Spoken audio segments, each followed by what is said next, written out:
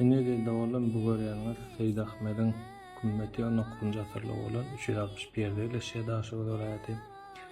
Geçmişde özi kazy bolan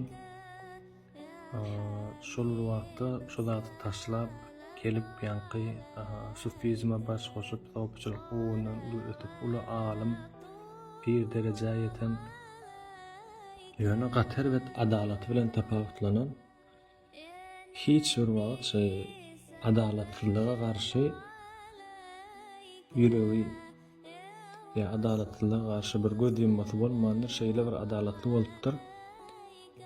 Şoň üçin näderki döwürde köp ýanky kazylar, sudjalar, prokurorlar, umman baýany struktura, harby strukturada işleýän ýolbaşçylar özlerine pir edinýärler. Gaty güýçli pir, hatda gapysyna Gara gapsy bar eken şu wagt Köňerbaş muzeýinde ýerleşýär, Necmettin Kubranyň ýanynaky muzeýde.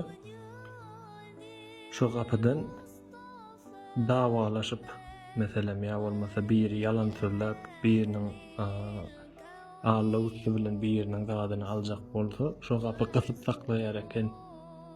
Şol gapy nädir Köňerbaş muzeýinde saklaýarlar.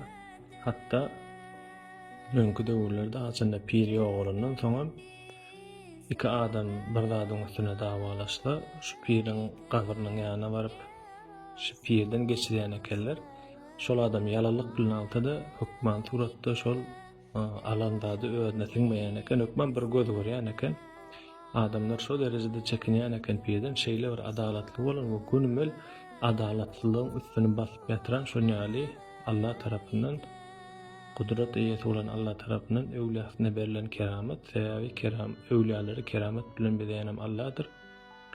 Ýa-da kabul bolsun, Seýid Ahmed Piri şeýle de taryhda iň uly üstünligen Çingiz Hanyň ýürüşlerinden soňra Altyn Orda bul imperiýa ele gelýändir.